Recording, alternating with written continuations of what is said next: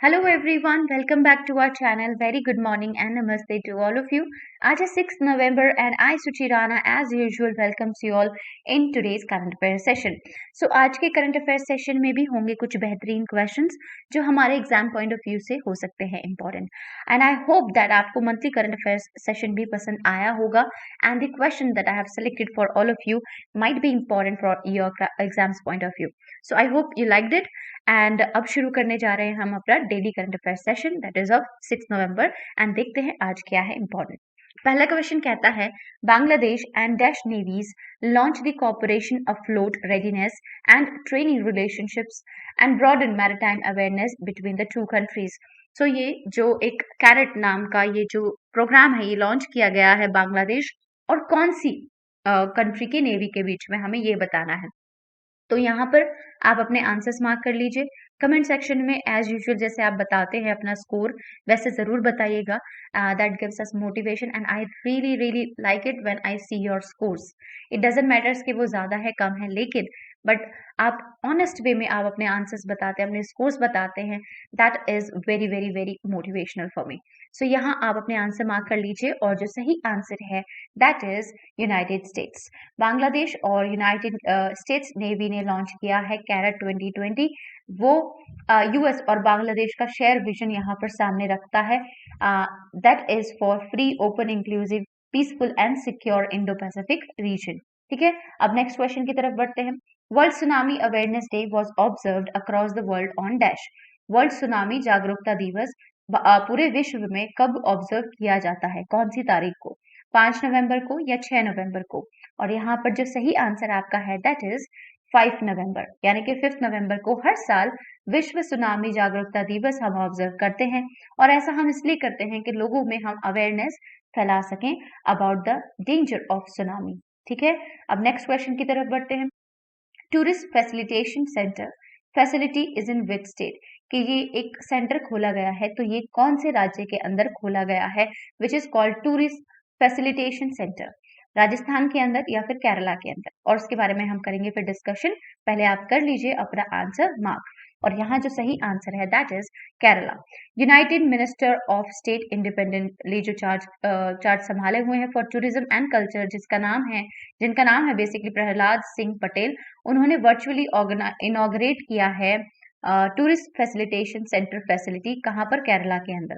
The facility has been constructed under the project development of Guruvayur Kerala under PRASAD scheme of the ministry of tourism. तो यहाँ पर एक question ये भी बनता है कि जो ये प्रसाद स्कीम है ये कौन सी मिनिस्ट्री के अंदर काम करता है, तो ये मिनिस्ट्री ऑफ टूरिज्म के अंडर काम करता है। इससे पहले भी हमने इसके बारे में डिस्कशन किया है और हमने जाना है कि कौन सी मिनिस्ट्री के अंदर काम करता है। बेसिकली ये जो एक सेंटर खोला गया है केरला के अंदर वो इसी स्कीम के अंदर यानी कि प्रसाद स्कीम के अंदर खोला गया है, जो कि मिनिस्ट्री ऑफ टूरिज्म के अंदर है, जिसकी लगभग अगर हम कॉस्ट की बात करें तो 11.56 करोड़ यहाँ पर इसकी कॉस्ट है। The National Mission on Pilgrimage, Rejuvenation and Spiritual Heritage Augmentation Drive Prasad was launched by the Ministry of Tourism in the year 2014 and 15। जैसे हमने बात किया कि प्रसाद जो है ये एक मिनिस्ट्री ऑफ टूरिज्म के अंदर काम करता है, जिसको 2014 से 15 के बीच में इस सेशन में बेसिकली इसको लॉन्च किया गया था। सो इसकी जो फुल फॉर्म है ये आपके सामने है और इसी के अंडर, इसी स्कीम के अंडर यानी कि प्रसाद स्कीम के अंडर ही ये टूरिस्ट फैसिलिटेशन सेंटर ओपन किया गया है। ठीक है, अब नेक्स्ट क्वेश्चन की तरफ बढ़ते हैं। Rupsi airport at Kokrajhar district is all set to start commercial operation under regional connectivity scheme, it is in which state. So Rupsi नामक एक एयरपोर्ट जो कि कोकराझार डिस्ट्रिक्ट में है, ये कमर्शियली अपना अभी कमर्शियली फ्लाइट्स यहाँ से उड़नी शुरू हो जाएंगी। तो हमें ये बताना है कि कौन से राज्य के अंदर स्थित है, नागालैंड के अंदर या फिर असम के अंदर। और यहाँ पर जो सही आंसर आपका है दैट इज असम। ठीक है, असम के अंदर ये रुपसी एयरपोर्ट जो है इसको हाल ही में रीडेवलप किया गया है with an estimated cost of ₹69 crore. ठीक है, और इसके साथ इसे लाइसेंस भी मिल गया है by the directorate general of civil aviation. This basically this airport जिसका नाम है रूपसी एयरपोर्ट, वो लगभग 337 एकर्स ऑफ लैंड में फैला हुआ है। And the newly developed airport has a terminal building, और इसके पास एक नई टर्मिनल बिल्डिंग भी है क्योंकि ये न्यूली डेवलप किया गया है, जिसका एरिया 3,500 स्क्वायर मीटर्स का है। ठीक है, और ये असम के अंदर तैयार है कमर्शियल ऑपरेशंस के लिए। ठीक है, अब न्यू क्वेश्चन की तरफ बढ़ते हैं। Let us see what we have. Luri hydro power project will be set up in which state? Luri नामक एक हाइड्रो पावर प्रोजेक्ट जो है वो कौन से राज्य के अंदर सेटअप किया जाएगा? हिमाचल प्रदेश या अरुणाचल प्रदेश? और आपका जो सही आंसर यहाँ पर बन जाता है that is Himachal Pradesh. Union home minister Amit Shah on Wednesday praise the centre for approving the Luhri hydro power project in Himachal Pradesh. तो क्या हुआ है कि सेंटर ने अप्रूवल दे दिया है for the Luhri hydro power project, जो कि हिमाचल प्रदेश में सेटअप होने जा रहा है। और इसे ये भी कहा है कि ये पीएम मोदी की तरफ से गिफ्ट है वहां के लोगों के लिए।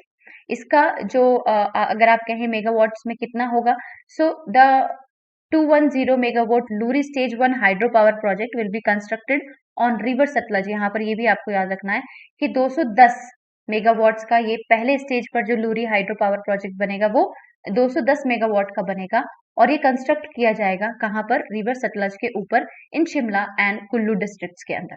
ठीक है, अब नेक्स्ट क्वेश्चन की तरफ बढ़ते हैं।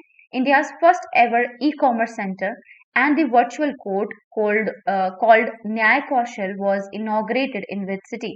So भारत का पहला ई सोर्स सेंटर और एक वर्चुअल कोर्ट जिसका नाम है न्याय कौशल, उसको कौन सी सिटी के अंदर इनॉग्रेट किया गया है? सो जयपुर के अंदर या फिर नागपुर के अंदर? और जो सही आंसर है that is Nagpur. So chief justice of India जिनका नाम है Sharad Arvind Bobde and justice JY Chandrachud, इन्होंने इनॉग्रेट किया है न्याय कौशल को at judicial officers training institute in Nagpur. The Nyaya Kaushal will facilitate electronic filing of cases in the Supreme Court, any high court as well as district court. So ये जो न्याय कौशल होगा ये ऑनलाइन तरीके से काम करेगा, और केसेस का जो फिलिंग है वो भी इलेक्ट्रॉनिक तरीके से ही होगा, चाहे वो सुप्रीम कोर्ट का मामला हो या फिर हाई कोर्ट का हो या फिर वो डिस्ट्रिक्ट कोर्ट का ही क्यों ना हो। सो ये सारी जो चीजें हैं उसको इलेक्ट्रॉनिक किया जाएगा, एंड जिससे कि स्पीडी जस्टिस मिल सकेगी। ठीक है, जो ये हमारा प्रोसेस होता है, फाइल पर फाइल बढ़ती रहती हैं, अगर हम जुडिशियल सिस्टम में बात करें, सो ये टेक्नोलॉजी की हेल्प से हम इसे थोड़ा सा स्पीडी कर सकते हैं, और एक काफी अच्छा initiative in the judicial sector यहाँ पर आया है हमारे सामने इन द फॉर्म ऑफ न्याय कौशल। अब नेक्स्ट क्वेश्चन की तरफ बढ़ते हैं।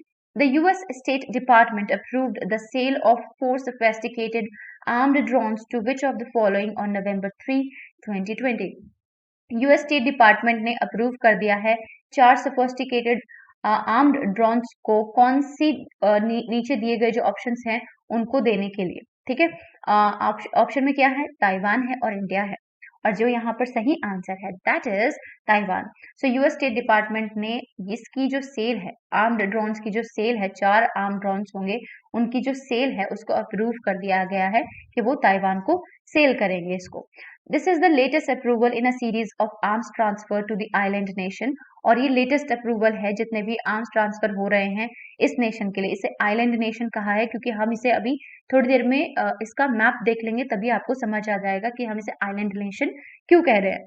The US state department approval $600 million sales of unmanned MQ-9 rapid drones to Taiwan, और यूएस स्टेट डिपार्टमेंट ने लगभग $600 मिलियन की सेल के लिए सेल पर MQ-9 रैपर्स ड्रोन्स को देने की बात की है ताइवान को। The drones would help in improving the defences of Taiwan, और ये जो ड्रोन्स हैं ये ताइवान के डिफेंस सिस्टम को इम्प्रूव करेंगे। अब थोड़ा सा ताइवान के बारे में जान लेते हैं। ये देखिए जहां पर आपको रेड स्पॉट दिखाई दे रहा है that is Taiwan, it means near to China. अब यहाँ पर और करीब से देख लीजिए कि ताइवान कहाँ है और इसकी कैपिटल क्या है। बेसिकली ताइवान की अगर हम बात करें तो इसे हम ऑफिशियली रिपब्लिक ऑफ चाइना के नाम से भी जानते हैं। ये एक ईस्ट एशियन कंट्री है। इसकी नेबरिंग कंट्रीज की बात करें तो पीपल्स रिपब्लिक ऑफ चाइना जो कि नॉर्थ वेस्ट से इसको घेरे हुए है, Japan to the north east and the Philippines to the south से घेरे हुए है। और इसके अगर हम प्रेसिडेंट की बात करें तो साई इंग वेन इसके प्रेसिडेंट है, कैपिटल इसकी तापाई है, करेंसी जो है वो न्यू ताइवान डॉलर्स है और पॉपुलेशन 2018 के सेंसस के हिसाब से 2.38 करोड़ है। ठीक है, और ये चारों तरफ से जैसे आप देख रहे हैं इन द मैप पानी से घिरा हुआ है, that is why we called it as island nation. अब नेक्स्ट क्वेश्चन देख लेते हैं।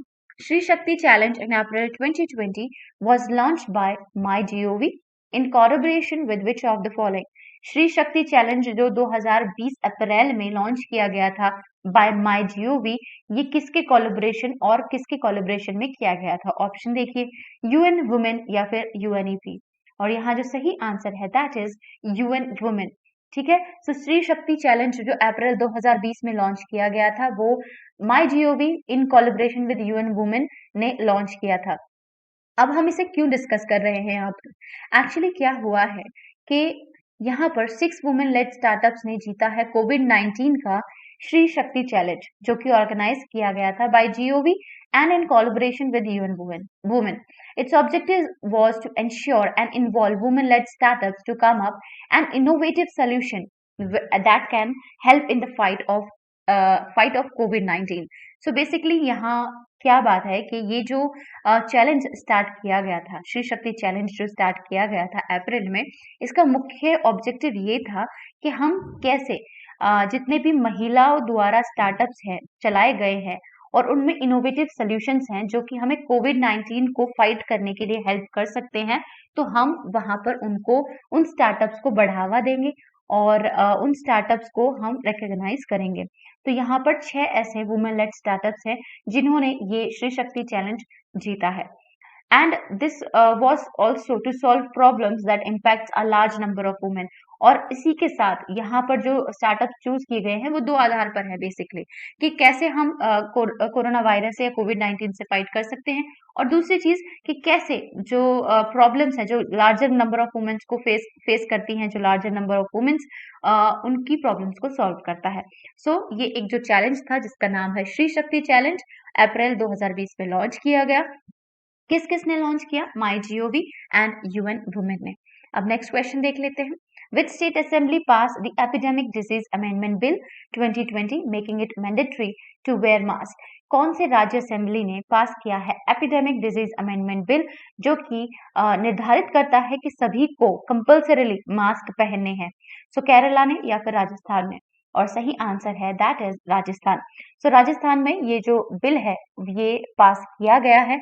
ये कहता है कि कोई भी व्यक्ति पब्लिक प्लेसेस पर, पब्लिक ट्रांसपोर्ट के अंदर, अपने ऑफिस में यानी कि वर्क प्लेस पर, और या किसी भी सोशल, पॉलिटिकल, जनरल फंक्शन में या किसी भी भीड़ भाड़ वाली जगह पर बिना मास्क के अलाउ नहीं होगा। ये यहाँ पर ये बिल इस चीज को प्रतिबंध करता है कि कोई भी ऐसा व्यक्ति मूवमेंट नहीं कर पाएगा without mask. The bill however does not specify the penalties if someone is caught without mask. लेकिन ये जो बिल है यहाँ पर ऐसी कोई भी पेनल्टी नहीं लिखी है कि अगर कोई बिना मास्क के पकड़ा जाता है तो उस पर कितने की पेनल्टी लगेगी या कैसी पेनल्टी या सजा उसको देनी होगी या भुगतनी होगी। सो ऐसा कुछ भी इस बिल में नहीं लिखा है, लेकिन राजस्थान गवर्नमेंट ने ये जो बिल है ये असेंबली ने पास कर दिया है कि कोई भी व्यक्ति बिना मास्क के मूवमेंट नहीं करेगा। अब नेक्स्ट क्वेश्चन की तरफ बढ़ते हैं। 2 ऑथर्स ऑफ इंडियन ओरिजिन, ताशा सुरी and Roshni Choksi, figure on which of the following magazine list? के 2 भारतीय ओरिजिन की, भारतीय मूल की 2 ऑथर्स हैं जिनका नाम है ताशा सुरी एंड रोशनी चोकसी, इनको कौन सी मैगजीन में फिगर किया गया है? फोर्ब्स लिस्ट के अंदर या फिर टाइम्स मैगजीन लिस्ट के अंदर? और जो सही आंसर है that is times magazine. Basically यहाँ पर इनको फिगर किया गया है on times magazine list of 100 best fantasy books of all time. ठीक है, अब नेक्स्ट क्वेश्चन की तरफ बढ़ते हैं। Which of the following will be introducing Art House in India to help brands create and optimize Twitter first content? तो किसने, जो दिए गए ऑप्शन है, उन्होंने इंट्रोड्यूस किया है आर्ट हाउस इन इंडिया, और बेसिकली यहाँ पर आपको एक हिंट है इस क्वेश्चन के अंदर। सो यहाँ जो सही आंसर आपका हो जाएगा that is Twitter India. Twitter India ने कहा है कि हम एक आर्ट हाउस क्रिएट करेंगे इंडिया के अंदर, जितने भी ब्रांड्स हैं यहाँ पर जो लोग एक तरीके से कहें कि बेसिकली जो आर्ट एंड डिजाइन या फिर बेसिकली हम आर्ट हाउस ओपन करेंगे तो जितनी भी सर्विसेज हैं यहाँ पर ब्रांड क्रिएट किया जा सके, and optimize Twitter first content, और उन्हें ट्विटर फर्स्ट कंटेंट का दर्जा भी दिया जा सके। तो ट्विटर इंडिया की तरफ से ये एक बेसिकली एक एक पहल है। The Art House, a suite of services, has been launched earlier for various markets across the world and in Asia Pacific region and has given out successful campaign. Basically एक आर्ट हाउस नामक ये जो suit service है, ये पहले world में अलग अलग हिस्सों में ये लॉन्च की गई है। इनफैक्ट एशिया पैसिफिक रीजन में भी की गई है, और उसके बाद सक्सेसफुल कैंपेन इन्होंने यहाँ पर किए हैं। The Art House in India will have strengthened our brand's message by partnering with the digital creators or influencers। और अब ये इंडिया में भी आ गया है, जिससे कि जो ब्रांड्स हैं वो काफी स्ट्रेंथन कर सकते हैं और डिजिटल क्रिएटर्स के साथ जुड़ सकते हैं, डिजिटल इन्फ्लुएंसर्स के साथ भी पार्टनरशिप कर सकते हैं। सो दिस आर्ट हाउस ये ट्विटर इंडिया के द्वारा एक सर्विस है। अब नेक्स्ट क्वेश्चन की तरफ बढ़ते हैं। The world's largest pink diamond mine, जिसका नाम है Argyle mine, has announced to shut down its operation after 40 years of business operation. This mine is based in which country? जो विश्व का पिंक माइन का सबसे बड़ा लार्जेस्ट माइन है, जिसका नाम है एग्रिल माइन, उन्होंने अनाउंस किया है कि वो अपना जो एक सक्सेसफुल 40 साल का बिजनेस ऑपरेशन वो एक कंट्री के अंदर कर रहे थे, अब वो उसको शट डाउन कर देंगे। तो ये कौन सी कंट्री के अंदर था? ऑस्ट्रेलिया के अंदर या फिर जापान के अंदर? और यहाँ पर जो सही आंसर है दैट इज ऑस्ट्रेलिया। ऑस्ट्रेलिया का लार्जेस्ट पिंक डायमंड माइन, जिसका नाम है अग्राइल mine in the remote Kimbrell region of Western Australia, has announced that it is shutting down its business after 40 years of successful operation। और यहाँ ये अगर हम बात करें तो लार्जेस्ट पिंक डायमंड माइन था, और अभी सक्सेसफुल इन्होंने ऑपरेशन किया है 40 ईयर्स तक, यानी कि सक्सेसफुली इन्होंने काम किया है 40 साल तक, और अब ये अपना जो बिजनेस है उसको बंद कर रहे हैं इन ऑस्ट्रेलिया। नेक्स्ट क्वेश्चन की तरफ बढ़ते हैं। India recently tested the enhanced version of Pinaka rocket. It has been designed by DRDO Laboratories, Armament Research and Development Establishment and High Energy Materials Research Laboratory (HEMRL). The labs are based in which city? So basically, India ने अभी हाल ही में test किया है अपना Pinaka rocket. तो ये design किया गया डीआरडीओ लैबोरेटरीज के द्वारा, जिनके दो नाम है basically, armament research and development establishment, और दूसरा नाम है high energy materials research laboratory. तो ये जो लैब्स हैं ये कहाँ पर, कौन सी सिटी के अंदर बेस्ड है? पुणे के अंदर या फिर केरला के अंदर?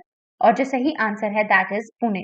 The enhanced version of Pinaka rocket was successfully flight tested by Defense Research and Development Organization from Integrated Test Range Chandipur off the coast of Odisha on 4th November 2020। तो पिनाका रॉकेट को successfully इसकी flight test कर ली गई है bye DRDO. कहाँ से की है? चांदीपुर से की है, जो कि ओडिशा का एक कोस्ट है। ठीक है, कहाँ कब की है? 4 नवंबर को की है। और जो लैब्स के नाम है, ये जो लैब्स है बेसिकली वो पुणे में स्थित है। नेक्स्ट क्वेश्चन की तरफ बढ़ते हैं। Which financial body has approved USD 132.8 million loan to Meghalaya to improve and upgrade the power distribution network। So कौन सी फाइनेंशियल बॉडी ने, जो नीचे ऑप्शन में दी गई हैं, उन्होंने मेघालय को इम्प्रूव और अपग्रेड करने के लिए, वहां पर पावर डिस्ट्रीब्यूशन नेटवर्क को इम्प्रूव और अपग्रेड करने के लिए 132.8 मिलियन का जो लोन है वो अप्रूव किया है? ये वर्ल्ड बैंक ने किया है या ADB ने किया है? और जो सही आंसर है दैट इज ADB, यानी कि एशियन डेवलपमेंट बैंक ने अप्रूव कर दिया है कि मेघालय में जितना भी पावर डिस्ट्रीब्यूशन नेटवर्क है उसको बेहतर बनाने के लिए, अपग्रेड करने के लिए 132.8 मिलियन का लोन अप्रूव किया है बाय एशियन डेवलपमेंट बैंक। अब एशियन डेवलपमेंट बैंक के बारे में थोड़ा सा जान लेते हैं। The Asian development bank is a regional development bank established on 19 December 1966, which is headquartered in Ortigas Center located in the city of Mandaluyong, Metro Manila, Philippines। Basically में ये फिलीपींस में स्थित है, हेडक्वार्टर इसका फिलीपींस में है, और ये एक रीजनल डेवलपमेंट बैंक है। The company also maintains 31 field offices around the world, और इस कंपनी के 31 फील्ड ऑफिसेज हैं पूरे विश्व में, to promote social and economic development in Asia. और इनका उद्देश्य क्या है कि सोशल और इकोनॉमिक डेवलपमेंट हो सके एशिया के अंदर। और Philippines, as you can see, यहाँ पर आपके सामने एक पिक्चर है अबाउट द फिलीपींस। यहाँ पर ये जो बैंक है एशियन डेवलपमेंट बैंक, ये स्थित है। फाउंड किया गया 1966 में। इसका पर्पस है इकोनॉमिक डेवलपमेंट और 68 कंट्रीज इसकी मेंबर्स हैं, इंडिया भी इसका पार्ट है एंड लगभग समथिंग अबाउट 5 पॉइंट समथिंग यहाँ पर इंडिया का शेयर है इस बैंक के अंदर। नेक्स्ट क्वेश्चन, ये हमारा होगा आज का आखिरी question and it says Marlon Samuels has retired from all forms of cricket, he played for which country? Marlon Samuels ने अभी सारे ही क्रिकेट फॉर्मेट से जो है रिटायरमेंट ले लिया है, वो कौन सी कंट्री के लिए खेलते हैं? न्यूजीलैंड के लिए या फिर वेस्ट इंडीज के लिए? और जो सही आंसर है दैट इज वेस्ट इंडीज के लिए मार्लन सैमुअल्स खेलते हैं और उन्होंने यहाँ पर अपना रिटायरमेंट की घोषणा कर दी है in from the all forms of cricket. तो आज के लिए सिर्फ इतना ही and I hope that you like this session, आपने कुछ सीखा है and you enjoyed learning with us, and if it's a yes, so please like this video and let me know कि आपको आज का सेशन पसंद आया है। साथ में शेयर कीजिएगा अपने दोस्तों को, अपने फैमिली एंड फ्रेंड्स को, and do subscribe our channel अगर आपने अभी तक नहीं किया है तो। यहाँ पर आपको मिलती हैं every kind of news, every kind of notifications which may be important for you for your exam perspective। ठीक है, सो आज के लिए इतना ही, मिलते हैं आपसे कल के करंट अफेयर सेशन में। Till then keep learning, keep reading and take care of yourself.